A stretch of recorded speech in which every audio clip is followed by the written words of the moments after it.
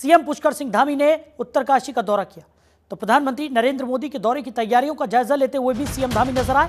PM के मुखबा हर्षिल दौरे पर प्रशासन ने तैयारियां की हुई हैं और शीतकालीन यात्रा पर प्रधानमंत्री नरेंद्र मोदी उत्तराखंड पहुंचेंगे, जिसकी तैयारियों का जायजा लेने के लिए सीएम पुष्कर सिंह धामी उत्तरकाशी पहुंचे। उन्होंने प्रधानमंत्री के आगमन को लेकर की जा रही तैयारियों का जायजा लिया और जरूरी दिशा निर्देश भी दिए।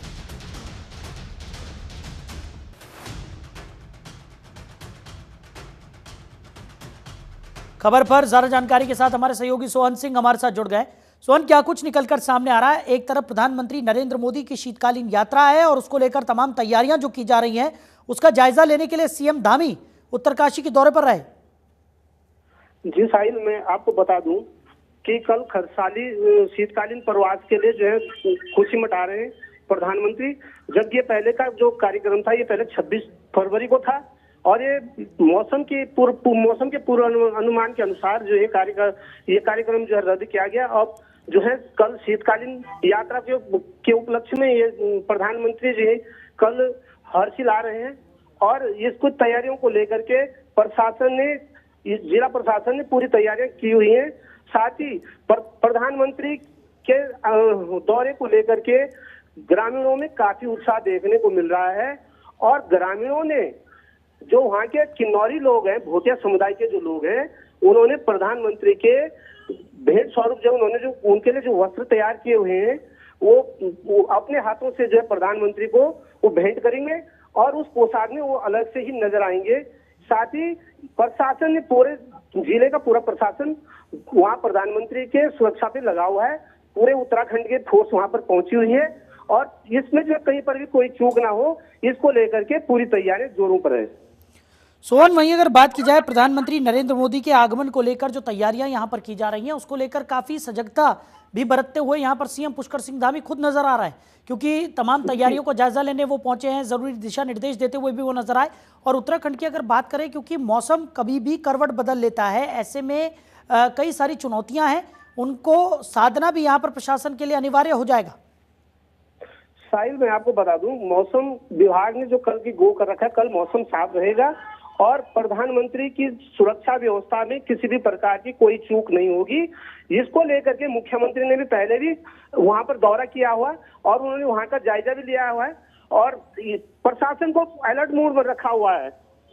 जी बिल्कुल। और सोहन, जिस तरीके से प्रधानमंत्री के आगमन को लेकर इसे खासा यहाँ पर और ज्यादा प्रयासरत यहाँ पर सरकार नजर आ रही है, क्योंकि प्रधानमंत्री के दौरे को लेकर ये भी अटकलें लगाई जा रही थी कि इस दौरे से कहीं ना कहीं आने वाले समय में पर्यटन के क्षेत्र को भी बढ़ावा मिलता हुआ नजर आएगा और तमाम जो तैयारियां यहाँ पर की जा रही हैं, उससे आने वाले समय में और ज़्यादा जो पर्यटन की व्यवस्थाएं हैं उनको और ज़्यादा सुदृढ़ सरकार करने के लक्ष्य के साथ आगे बढ़ रही है।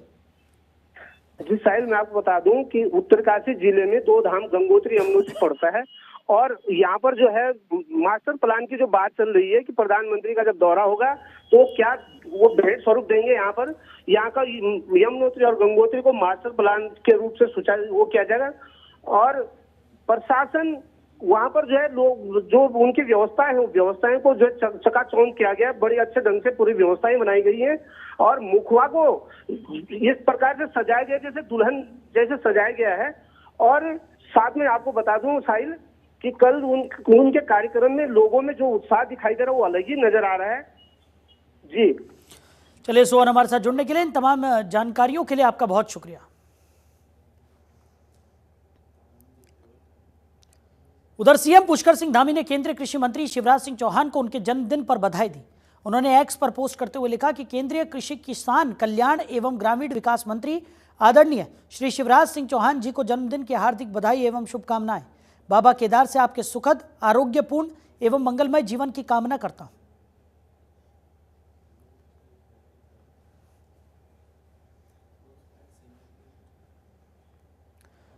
अगली बड़ी खबर चमोली से, जहां श्री लोकपाल हेमकुंड साहिब को जोड़ने वाला पुल क्षतिग्रस्त हो गया है। तो पहाड़ी से भारी मलबा गिरने से एकमात्र मोटर पुल क्षतिग्रस्त हो गया है। पुलना और लोकपाल घाटी का संपर्क इस पुल के क्षतिग्रस्त होने से कट गया है। गोविंद घाट गुरुद्वारे के करीब अलकनंदा नदी पर यह ब्रिज बना हुआ था।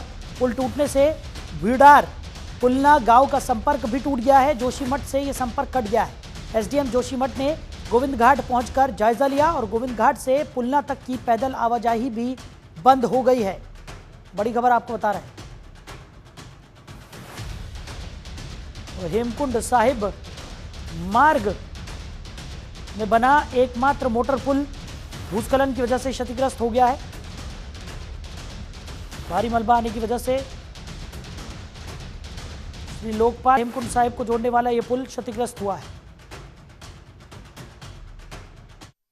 देखिए, जो आज मॉर्निंग में खबर आई है कि लैंडस्लाइड से हेमकुंड को जोड़े जाने वाला पुल गोविंद घाट के पास क्षतिग्रस्त हो गया है, जो कि पीडब्ल्यूडी द्वारा निर्मित था और किसी प्रकार की कोई जनहानि नहीं है। मौके पर प्रशासन, स्वास्थ्य, पुलिस, एसडीआरएफ की टीम रवाना हो चुकी है और अभी प्राथमिकता पुलना गांव को लोगों को बेसिक फैसिलिटीज़ उपलब्ध कराने की है और यात्रा शुरू होने में अभी समय है। और जो पीडब्ल्यूडी डिपार्टमेंट है, उनके अधीक्षण अभियंता मौके की स्टडी करने शाम तक वो एक अपना सॉल्यूशन प्लान बताएंगे हम लोगों को, जिसको हायर अथॉरिटीज़ को फॉरवर्ड किया जाएगा। और आशा है कि ये यात्रा से पूर्व जो है हमारा पुल भी बन जाएगा और यात्रा सुचारू रूप से संपन्न हो सकेगी। वहीं उत्तराखंड के पूर्व सीएम हरीश रावत ने पंजाब में चल रहे किसानों के प्रदर्शन पर आम आदमी पार्टी और केजरीवाल पर हमला किया। उन्होंने कहा, पार्टी और अरविंद केजरीवाल कभी भी किसानों के समर्थक नहीं रहे। केजरीवाल किसी भी मुद्दे पर तभी बात करते हैं जब उन्हें उससे कोई फायदा होता है। इसलिए पंजाब में आम आदमी पार्टी और बीजेपी में कोई फर्क नहीं है।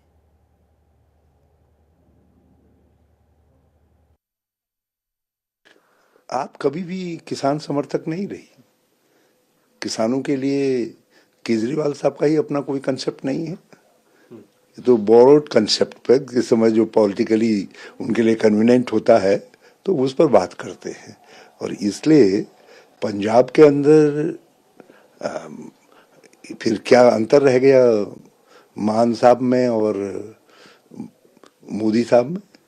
यदि किसानों का अपमान ही करना है तो एक लगातार उनकी अनसुनी करके उनको तड़फा करके उनका अपमान कर रहे हैं, और दूसरी तरफ जो है मान है जो उनकी बात सुनना नहीं चाहते और बीच में मीटिंग छोड़ करके चले जाते हैं, उनको फटकारता। मान साहब को किसानों के साथ खड़ा होना चाहिए, उनसे अपेक्षा की जाती है।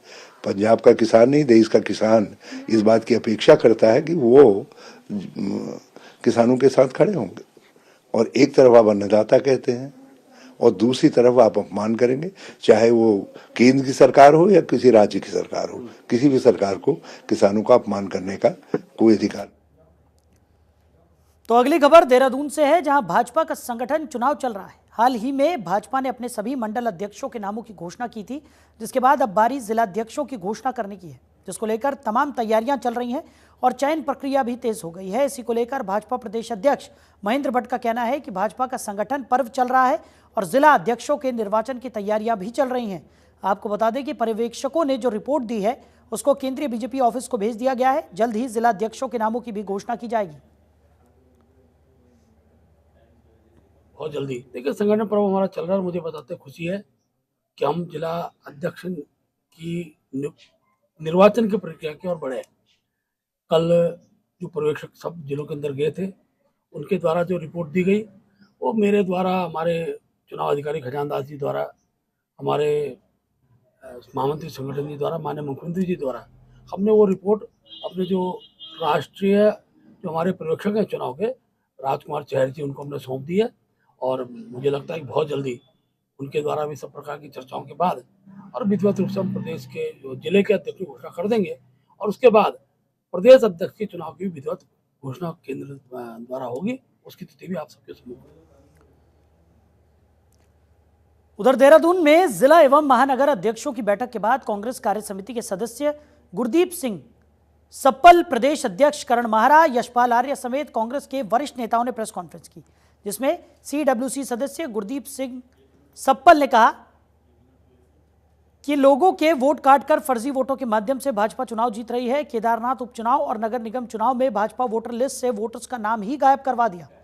कांग्रेस अब लोगों के बीच जाकर उन्हें यह बताएगी कि बीजेपी उनके मौलिक अधिकारों का हनन कर रही है।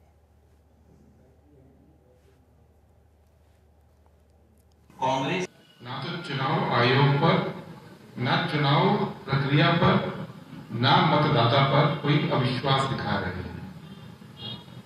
नेता विपक्ष लोकसभा में और कांग्रेस के पूर्व अध्यक्ष राहुल गांधी जी ने लोकसभा में इस बात को उठाया और पूरे जोर तरीके से ये उठाया कि हम लोग विधिवत रूप से कई बार चुनाव आयोग पास करें मंडल लेकर, मैं खुद हर एक डेलीगेशन का हिस्सा रहा। हम चुनाव आयोग से मांग क्या रहे हैं? हम केवल एक चीज मांग रहे हैं कि हमको आप वोटर लिस्ट इलेक्ट्रॉनिक फॉर्म में एक जगह दे दीजिए। ये इतनी बड़ी डिमांड तो नहीं है जिसको कि ना माना जा सके। एक पॉलिटिकल पार्टी जिसने इस देश के ऊपर करीब 50 साल तक सत्ता हमारे पास रही, 21 करोड़ भारतवासियों ने पिछले लोकसभा चुनाव में हमको वोट दिया। अगर वो पॉलिटिकल पार्टी केवल इतनी सी मांग कर रही है तो पीएम मोदी के 6 मार्च को देवभूमि दौरे को लेकर भाजपा प्रदेश अध्यक्ष महेंद्र प्रसाद भट्ट ने कहा था कि पीएम मोदी का दौरा चारधाम शीतकालीन यात्रा को विश्व पटल पर बड़ी पहचान दिलाने वाला साबित होगा। इस दौरे को लेकर सभी उत्साहित हैं। इस पर कांग्रेस प्रवक्ता गरिमा महाराज दसौनी ने कहा कि जिस शीतकालीन यात्रा पर प्रधानमंत्री खुद मोहर नहीं लगा रहे, बार बार यात्रा की तारीखों में बदलाव होना यह दर्शाता है कि अभी शीतकालीन यात्रा में बदलाव की जरूरत है और मूलभूत सुविधाएं उपलब्ध कराने की भी जरूरत है। बहुत ही शर्मनाक है कि भारतीय जनता पार्टी जो फूके हुए कारतूस हैं उन सारी बातों को लेकर जनता के बीच में उपलब्धि के रूप में डुगडुगी पीट रही है। भू कानून इतना लचर है कि उसमें इतने छेद हैं कि धीरे धीरे अब सरकार को भी पता चलेगा कि एक ही प्रदेश में 2 कानून आपने लागू कर दिए। आपने हरिद्वार और उधम सिंह नगर पर अपना भू कानून लागू नहीं किया, गोया वो प्रदेश का हिस्सा ही ना हो। आपने नगर निकायों में इसको लागू नहीं किया, 100 से ज़्यादा हमारे निकाय हैं उसमें आपने इसको लागू नहीं किया, तो वो भी एक बड़ा लूप होल है। तो कहीं ना कहीं ज़मीन को आपने चोर दरवाजे से बेचने का पूरा रास्ता खुला छोड़ दिया भूमाफियाओं के लिए। वहीं आप यूसीसी की बात करें तो यूसीसी के लिए जो उत्साह भाजपा के कार्यकर्ताओं में है वो आम जनमानस में बिल्कुल नगण्य है। वो उत्साह कहीं देखने को नहीं मिल रहा, क्योंकि आम जनमानस की ज़िंदगी में इस यूसीसी के आ जाने से कोई फ़र्क नहीं पड़ेगा। वहीं आप देखिए जो तीसरी बात ये कर रहे हैं शीतकालीन यात्रा की, जिस शीतकालीन यात्रा को प्रधानमंत्री मोदी मोहर नहीं लगा रहे हैं, बार बार उनकी तारीखों में तब्दीलियां होना इस बात का द्योतक है कि अभी आपकी शीतकालीन यात्रा में आमूलचूल परिवर्तन करने की ज़रूरत है। वहाँ बेसिक जो फैसिलिटीज़ हैं वो मुहैया कराने की ज़रूरत है। तो अगली खबर काशीपुर से है, जहां सिख समाज के लोगों ने ऋषिकेश में सिख युवक के साथ मारपीट के मामले में सीएम के नाम संबोधित ज्ञापन उप जिलाधिकारी को सौंपा। सिख समाज ने मांग की है कि ऐसे अपराधियों को तुरंत गिरफ्तार करके सजा दी जाए। इस दौरान बीजेपी के प्रदेश महामंत्री गुरविंदर सिंह चंडोक ने कहा कि घटनाओं से पूरे समाज में आक्रोश व्याप्त है। आपको बता दें कि सिख समाज का कहना है कि युवक के साथ धार्मिक भावनाएं आहत करने वाली हरकतें की गई। हाँ, इसके बारे में ऐसा है कि हमारे माननीय प्रधानमंत्री जी हमारे क्षेत्र में पधार रहे हैं, बड़ी सौभाग्य की बात है। और इसी से प्रेरणा लेकर मैंने सोचा कि मैं एक उद्यमी के नाते से एक अपने हाथ से बना हुआ एक ऐसी आइटम मिर्जाई और टोपी उन्हें भेंट करूं। इस संबंध में मैंने हमारे माननीय विधायक सुरेश चौहान जी से भी संपर्क किया। उन्होंने कहा ठीक है, अच्छा है, इसको आप बनाइए, हो सके तो एक हमारे लिए भी बनाइए। मैंने कहा हाँ। तो अगली खबर हरिद्वार से है, जहां होली और ईद के त्योहारों पर शांति व्यवस्था बनाए रखने के लिए रानीपुर कोतवाली में स्थानीय लोगों के साथ बैठक आयोजित की गई। बैठक में सभी धर्मों के लोगों ने हिस्सा लिया, जिसमें जनता से आपसी सौहार्द बनाए रखने और पुलिस का सहयोग करने की अपील की गई। पुलिस ने लोगों से अनुरोध किया कि माहौल बिगाड़ने की कोशिश करने वाले अराजक तत्वों की सूचना तुरंत पुलिस को दी जाए।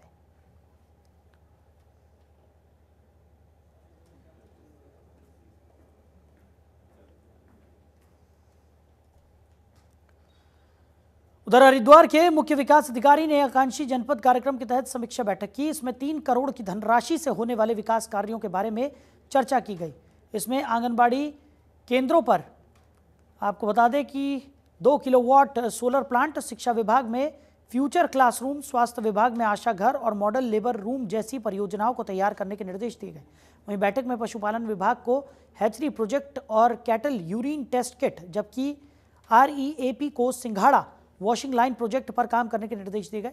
आपको बता दें कि सभी विभागों को 2 दिन में परियोजनाएं प्रस्तुत करने के निर्देश भी दिए गए हैं।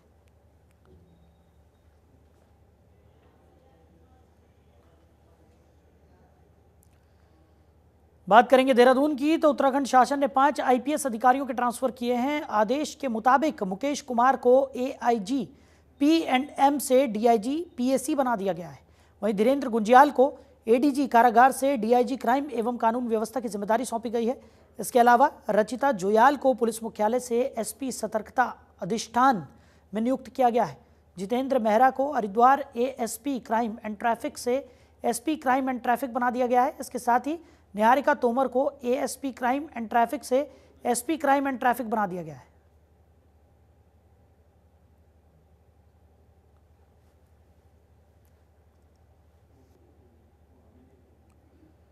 उधर काशीपुर का चैती मेला एक बार फिर अपनी पुरानी पहचान में लौट रहा है। जहां बीते साल में दुकानों के स्थान बदले गए थे, वहीं इस बार फिर से मेला अपने पारंपरिक स्वरूप में लगेगा। इसे लेकर प्रशासन ने तैयारियां तेज कर दी हैं। अधिकारी मुआयना कर चुके हैं। जल्द ही टेंडर प्रक्रिया भी पूरी होने वाली है। उत्तर प्रदेश की सीमा पर बसे काशीपुर का चैती मेला सिर्फ एक मेला नहीं, बल्कि आस्था, व्यापार और मनोरंजन का महाकुंभ है। वहीं इसे लेकर प्रशासन का भी भरपूर सहयोग मिल रहा है।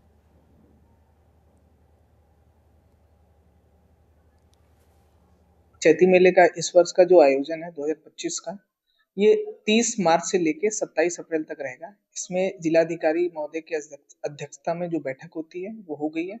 उसमें जिलाधिकारी महोदय के द्वारा जो दिशा निर्देश दिए गए हैं उसी के अनुसार मेला कराया जाता है। हमारा सिलबट्टा मार्केट के काम करने वाले शिल्पकार हैं, वो हमेशा रोड पे ही बैठते थे, तो इस बार नए नक्शे में उनको रोड पे ही जगह दी गई। जो हमारा गोविशण का टीला है उधर की तरफ जो पुराने 2019 से पहले जो नक्शा हुआ करता था जहाँ पे झूले रखते थे, तो अब उस साइड पे झूले लगेंगे। जो मुख्य समस्या रहती है मेले के समय, पार्किंग हमारी छोटी पड़ जाती थी, तो पार्किंग के एरिया को भी बढ़ा दिया गया है। टेंडर की प्रक्रिया प्रारंभ कर देंगे और हर वर्ष की तरह जैसे टेंडर होता है उसे टेंडर करा के एक अच्छा मेले के आयोजन करने का हम लोग प्रयास करेंगे। और ये प्रयास करेंगे जो पुरानी उसका जो स्वरूप है वो बचा रहे और अधिक से अधिक यहाँ पे श्रद्धालु आए और उनको किसी प्रकार की कोई समस्या ना हो। उधर लक्सर में नशा तस्करों पर पुलिस की कार्रवाई लगातार जारी है। पुलिस ने बीजोपुरा तिराहा के पास से नशा तस्कर को 18 ग्राम स्मैक के साथ गिरफ्तार किया है। तस्कर मंगलौर क्षेत्र में स्मैक की सप्लाई करने जा रहा था। इस दौरान पुलिस ने आरोपी मोहसिन को गिरफ्तार कर लिया। आरोपी के खिलाफ NDPS एक्ट के तहत मामला दर्ज कर लिया गया है। साथ ही उसके क्राइम रिकॉर्ड की भी जांच की जा रही है। आपको बता दें कि तस्कर के पास से एक इलेक्ट्रॉनिक तराजू भी बरामद हुआ है।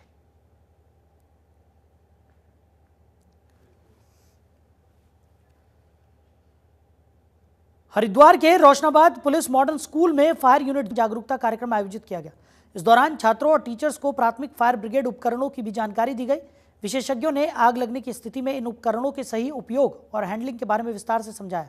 कार्यक्रम में इमरजेंसी नंबर 112 के महत्व पर विशेष जोर डाला गया। वहीं आग के बचाव के उपायों में रसोई गैस लीकेज के खतरों से बचने के तरीके और भूकंप के दौरान सुरक्षा उपायों की भी जानकारी दी गई।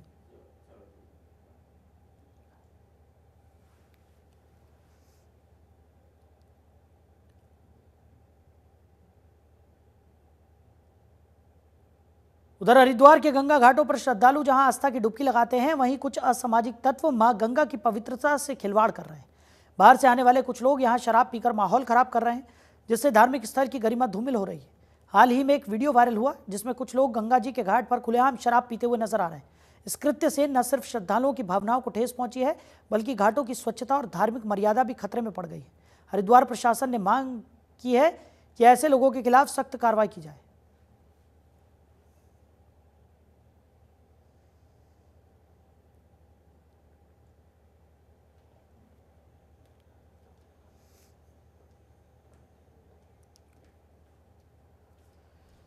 तो फिलहाल इस बुलेटिन में मेरे साथ इतना ही। आप बने रहिए और देखते रहिए जनतंत्र टीवी। नमस्कार।